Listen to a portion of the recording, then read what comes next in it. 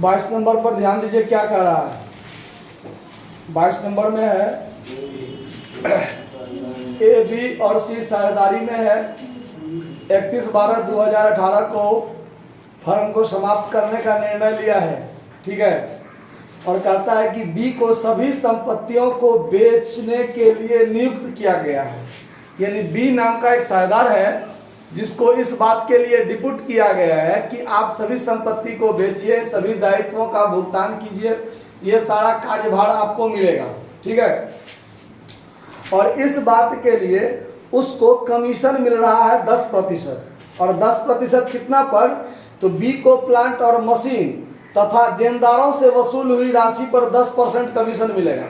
यानी ये सारा काम जो वो देखेगा तो बी को मेहनत होगा, उसके लिए उसको कमीशन दिया जा रहा है 10%। और वो कमीशन है प्लांट मशीन से जो वसूल होगा उसका 10% और देनदार से जो वसूल होगा उसका 10%। क्लियर बात? उसके बाद देखिए सभी संपत्तियों से वसूल हुआ, नीचे जो जो दिया हुआ है सब बात बाद में देखते हैं। पहले संपत्ति साइड से जो जो चीज रियलाइजेशन अकाउंट में आएगा उसको देख लेते हैं।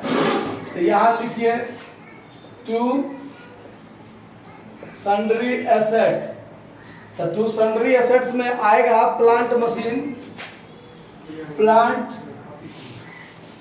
एंड मशीन कितना रुपया?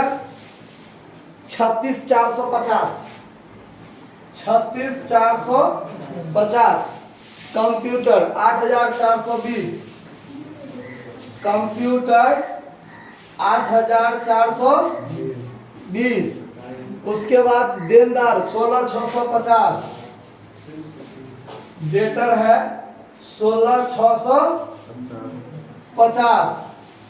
उसके बाद सीज कैपिटल, इसको भी हम लोग छोड़ देंगे क्योंकि जब पूंजी खाता खोलेंगे तो सी का पूंजी डेबिट साइड में लिखाएगा टू बैलेंस बीडी, और बैंक बैलेंस भी छोड़ देंगे। यानी इस सब को जोड़कर देखिए कितना होता है।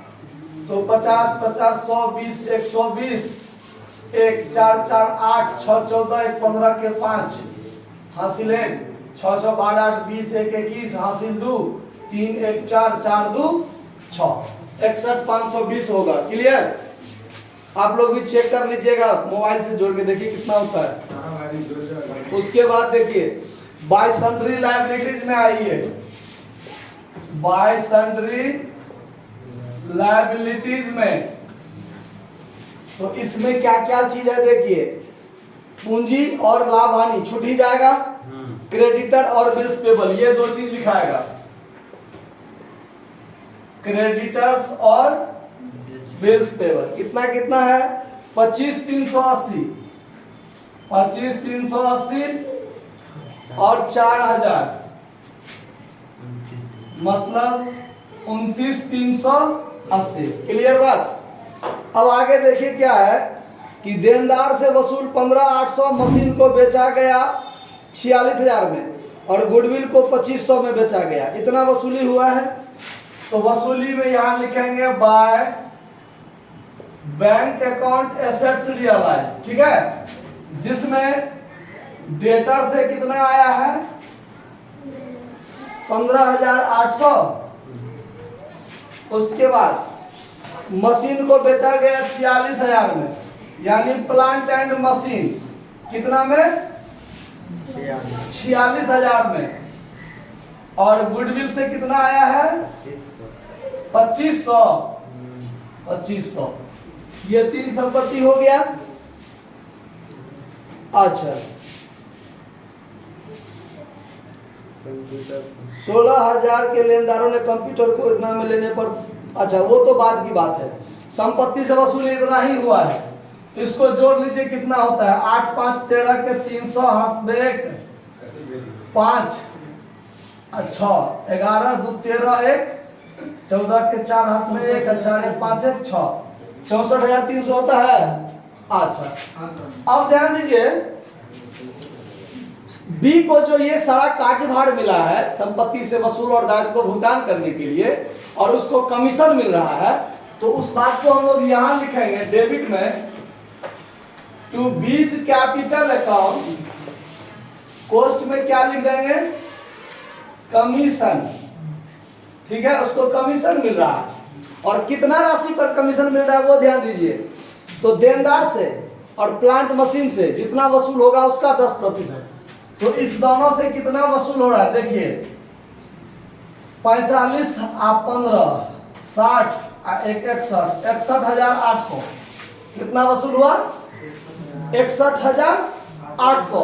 तो 61,800 जो इसको वसूल हुआ है उसी का 10% इसको कमीशन मिलेगा। तो कितना कमीशन मिलेगा? 6,180। आया बात समझ में? अब आगे ध्यान दीजिए, सवाल में क्या है? वसूली व्यय 540 है। वसूली व्यय क्या है?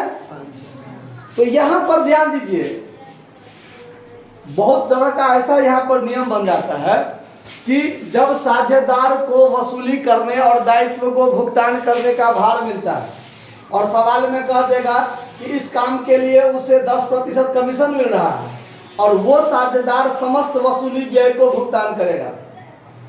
अगर ऐसा बात कहा है तो उस कंडीशन में वसूली व्यय का चर्चा रियलाइजेशन अकाउंट में कहीं नहीं करेंगे।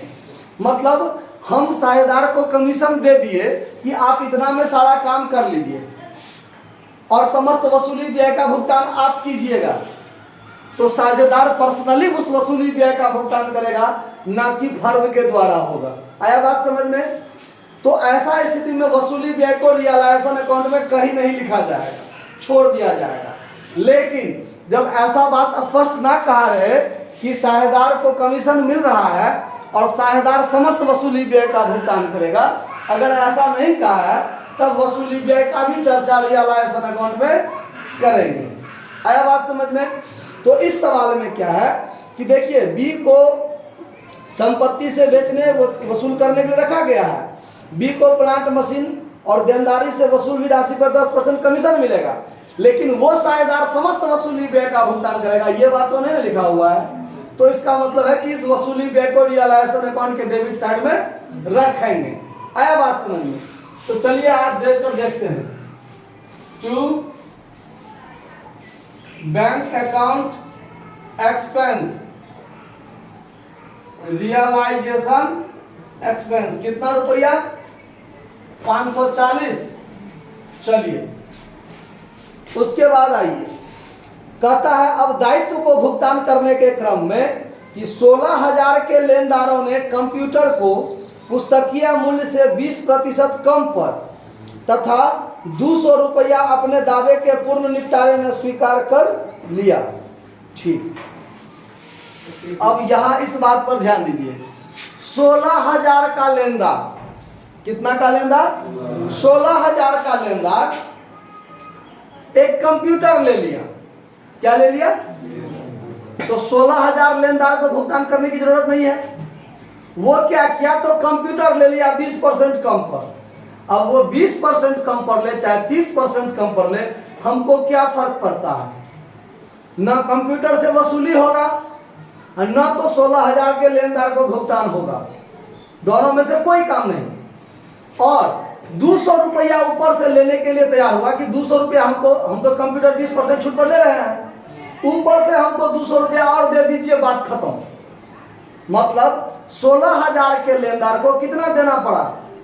मात्र 200। 16,000 के लेनदार को कितना देना पड़ा? न तो 15,800 का भुगतान का चर्चा सवाल में कहीं करना है और न ही कंप्यूटर कितना में लिया उसका चर्चा करना है। बात ये इंटरनल क्लोज, समाप्त। आया बात समझ में? आगे देखिए, तो मात्र 200 रुपया ना और स्वीकार किया वो, तो उसको देना पड़ा टू बैंक अकाउंट क्रेडिटर्स। तो क्रेडिटर्स को कितना? 200। 16,000 के लेनदार को 200, बाकी और लेनदार है कितना? ध्यान दीजिए, लेनदार है 25,380 का, जिसमें से 16,000 का लेनदार समाप्त हो चुका है ना। तो अब कितना का लेनदार बचा? 9,380 रुपया का। कितना का लेनदार बचा? शेष लेनदारों को पुस्तकीय मूल्य से 200 रुपया कम पर भुगतान किया गया। अब शेष लेनदार पर ध्यान दीजिए, 9,380 था, 9,380, उसको 200 रुपया कम पर भुगतान करना पड़ा। तो कितना भुगतान करेंगे? 9,180 करेंगे ना। तो ध्यान दीजिए, अब यहां पर क्रेडिटर को लिख लीजिए, क्रेडिटर लिख दीजिए यहां पर 200 और प्लस 9180 मिलाकर कितना देना पड़ा क्रेडिटर को? 9380 देना पड़ा ना। अच्छा, और एगो बिल्स पेबल भी है। विघटन के क्रम में देय बिल को 5200 में निपटाया गया, यानी बिल्स पेबल को कितना पेमेंट हुआ? बिल्स पेबल को कितना पेमेंट हुआ? 5200। लेनदार को 9380 देना पड़ा। ये बात कैसे समझ में आया? 16000 का लेनदार को कंप्यूटर ले लिया 20% छूट पर, कंप्यूटर का दाम जो भी होगा 20% घटाव करके वो ले लिया। अब कितना का था उससे नहीं मतलब, मेरा कंप्यूटर भी चला गया और 16000 का लेनदार भी चला गया, इंटरनल समाप्त। उसको ऊपर से कितना देना पड़ा? 200 ना, बस 200 रुपया 16000 वाले को देना पड़ा। तो 16000 वाले को 200 दिए। शेष लेनदार जो बचा, तो शेष लेनदार 9380 का बचा, उसको 200 कम पर भुगतान किया गया, मतलब 9180 रुपया भुगतान करना पड़ा। तो दोनों मिला के कितना भुगतान करना पड़ा? 9380, यानी टोटल लेनदार में मात्र 9380 रुपया ही भुगतान करना पड़ा। आया बात समझ में? और बिल्स पेबल को 5200 देना पड़ा। दोनों मिला के हो गया 9 5 14, 14580। क्लियर बात? अब ध्यान दीजिए आगे क्या है। बस हो गया, सारा बात खत्म। अब यहां पर हमको क्या कर लेना है? फाइनल जोड़ घटाओ। देखिए कितना होता है। कम से कम मोबाइल से आप लोग जोड़ते तो धड़ाधड़ काम हो जाता। जल्दी जोड़िए। 83,820 देखिए जोड़ घटाओ हो गया। क्रेडिट साइड का जोड़ कितना है? 93,680।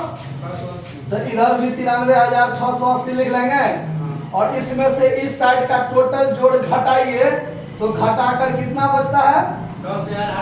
10,860। ये रुपया आपका प्रॉफिट हुआ रियलाइजेशन पर। तो ये प्रॉफिट कौन लेगा? पार्टनर्स ना। तो to partners capital account profit, और ये प्रॉफिट कौन बांट लेगा? ए बी और सी। 3 साझेदार है इसमें। 2 साझेदार का पूंजी लायबिलिटी साइड में है, 1 साझेदार का पूंजी एसेट साइड में है। तो अनुपात क्या है लाभ बांटने का? अनुपात लाभ बांटने का क्या है? कहीं नहीं दिया हुआ है, हैं? तो बराबर बराबर बटेगा, तो बराबर बराबर बांट दीजिए। 10,860 में 3 से भाग दीजिए, देखिए कितना होता है? 3,620। 3,620, 3,620, 3,620। क्लियर? अब चलिए, अब पार्टनर्स कैपिटल देखिए कैसे बनेगा। तो पार्टनर्स कैपिटल में सबसे पहले क्या लिखते हैं? By balance BD. तो ए का पूंजी 20,000, बी का पूंजी 11,000 और सी का पूंजी डेबिट साइड में होगा। क्यों? क्योंकि ये एसेट्स साइड में है। ए बी का इधर नहीं होगा। सी का कितना? 1280। 1280। अब क्या होगा देखिए, अब यहां पर देखिए बी को कमीशन मिला और यहां पर पार्टनर्स कैपिटल अकाउंट प्रॉफिट। तो बी को कमीशन मिला तो इधर होगा बाय रियलाइजेशन अकाउंट कमीशन। क्या मिल रहा है? कमीशन।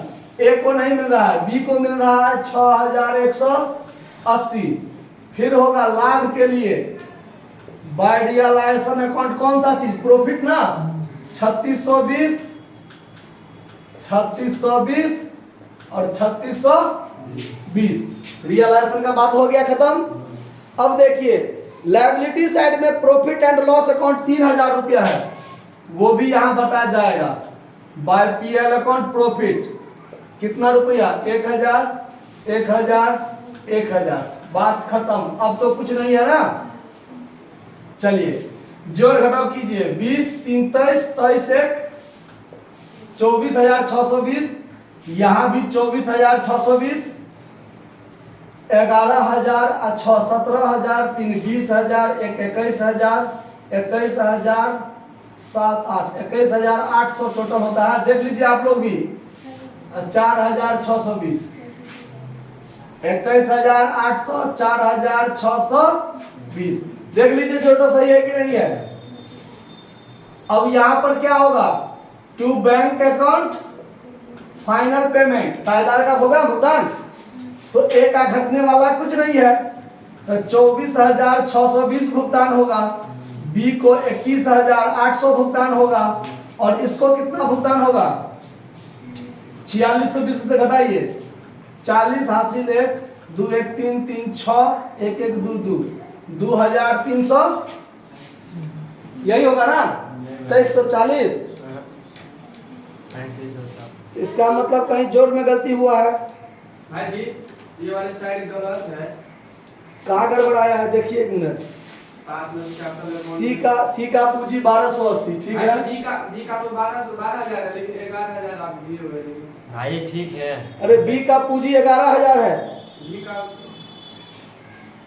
सिर्फ सी वाला में ना कंफ्यूजन है। ठीक है भाई, 40 दाम है, घटेगा ठीक है। हाँ यहाँ 3340 होगा ना। हाँ अच्छा, हम लिखने में ना गलती किए भाई, गलती थोड़ी ना है। चलिए, लेकिन ये वाला पूंजी नहीं लिखा है। बी वाला जो है ना, बी वाला बाय बैलेंस बी वाला, हाँ, इस ऊपर से नीचे तक कहाँ मिल रहा है, जो आप बोले थे 21,800 उतना नहीं हो रहा है। तो जोड़िए ना, कैसे नहीं होगा। हमको तो मुझवानी आ गया। 11 6 17, 17 3 20, 20 1 21,000, 600 100 मिला के 700, 80 20 मिला के 100 क्या देखिए। अब देखिए, अब बैंक अकाउंट बनाएंगे ना, तो बैंक अकाउंट में यहाँ क्या बनेगा, टू बैलेंस, मोबाइलों में जोड़ने में गलती करते हैं। वो छोड़ दिए थे। अच्छा, काहे छोड़ दिए थे, सवाल देखिए आगे। 580 रुपया टू बैलेंस बीडी कितना छोड़े थे हम लोग, बैंक बैलेंस शीट में कितना बैंक है, 580 है। चलिए, अब कहाँ बैंक है भर जाइए। यहाँ क्रेडिट में वसूली हुआ है, तो to realisation account assets realise 64,300 होगा, 64,300। काहे बात कर रहे हैं आप लोग, 64,300 आ गया यहाँ। अब यहाँ देखिए, एक बार है टू बैंक, दो बार है टू बैंक, तो दोनों को क्रेडिट में चल जाएगा। बाय रियलाइजेशन अकाउंट कौन सा चीज, एक्सपेंस के नाम पर 540, और by realisation account liability paid के नाम पर 14,580, 14,580 हो गया। अब इसमें देखिए, यहाँ पर फाइनल पेमेंट है तो इधर न जाएगा, क्रेडिट साइड में by partners capital account final payment, A को, बी को और सी को कितना कितना, 24,620, 21,800, 33,40, 40 है 20 60, और ये हो गया आपको 8 से 14 3 17 के साथ हाथ में 1 4 3 7 1 8। कहाँ गड़बड़ाया, अरे यहाँ गड़बड़ाया। 3300 क्या है, 40 ना, फिर से जोड़िए, 40 है 20 60, और 6 8 से 14 3 17 के साथ हाथ में 4 3 7 1 8 1 9 ना, और 2 2 4, इतना ही ना होगा। देख लीजिए, अब टोटल जोड़ दीजिए, 64,880, इधर भी होता है, देख लीजिए, सीधे हाँ नहीं कह दीजिए, ठीक है, नोट कर लीजिए। धन्यवाद।